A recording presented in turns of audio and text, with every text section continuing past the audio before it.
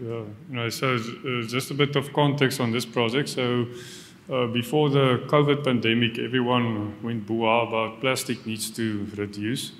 So there was a lot of focus of research was on reducing plastic, and then COVID came, and then everyone want plastic again because they say it's safer.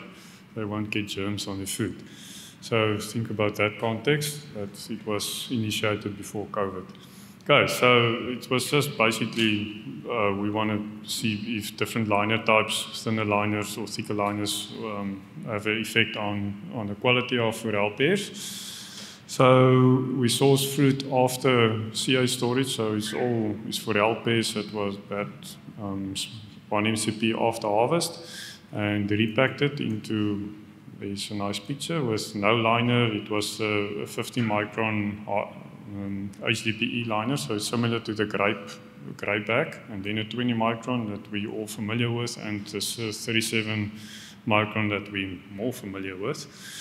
So when we got the fruit, I already had a little bit of shrivel present on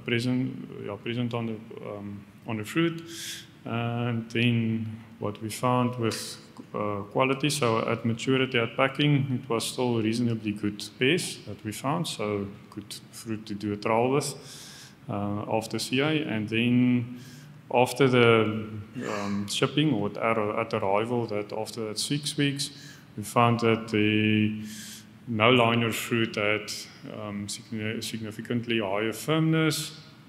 There was not really a difference in your color.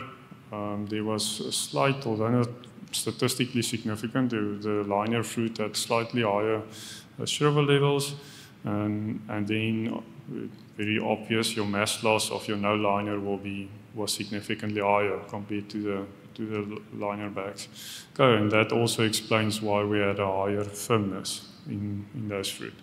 Okay, so after the shelf life, there wasn't really a difference in your firmness or your color, but on your shrivel levels was significantly higher with a no liner. So it's quite obvious that one should use a liner. But yeah, any liner type was okay. Okay, so mass loss and shrivel.